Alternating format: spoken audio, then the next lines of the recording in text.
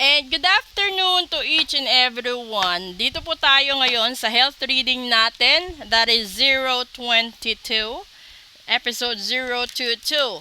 So alamin natin ngayon kung ano na naman ang iniinda at sino ang may iniinda na sakit. O, di ba? At huwag niyong pakakalimutan kung gusto niyong magpa-reading ngayon at magpa-ritual dahil Infinity Friday tayo. So, message lang po kayo para ma-avail ninyo yung energy ng Infinity Friday. Okay? Ito. And that is fire sign, the sun. O, di ba?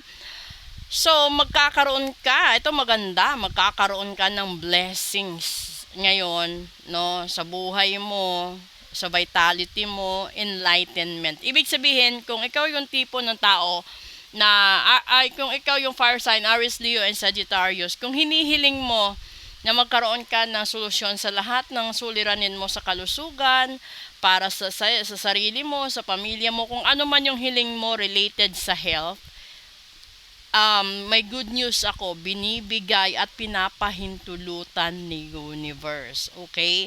So, doon naman po sa may mga karamdaman, no? Kapag nagpapagamot kayo sa doktor at hindi kayo gumagaling, huwag na kayong magdalawang isip na ipatingin sa mga faith healer na katulad namin. Dahil lalong-lalo na ngayon, Infinity Friday. Kung halimbawa, pinabarang ka, ibig sabihin, walang katapusang kalbaryo sa buhay mo yan. Kung pinakulam ka at gusto ka nilang tatapusin, di ba, magagamit nila yung energy na ito. So, pakaingatan yung kalusugan. Kasi kapag ito yung nagkaroon ng diferensya o nakasakit kayo, syempre, lahat madadamay. Ando doon na yung hanap buhay mo, yung pag-aasikaso mo sa pamilya mo, yung lahat-lahat kung ano yung responsibilities mo maliban sa kalusugan. Kaya nga, di ba, yung kung meron ka man sigurong pag-iipunan sa buhay mo, yung kalusugan mo. Ito yung pinakamagandang bagay na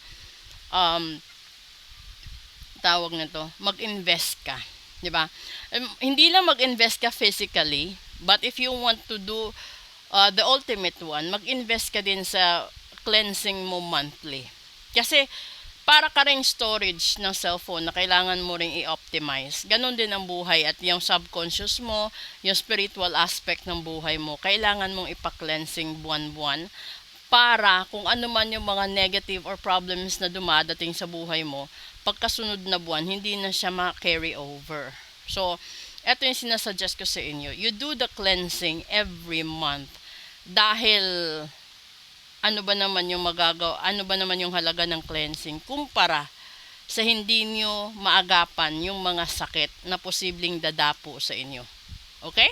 So if you want to book for a full private reading, please leave a message or drop a comment.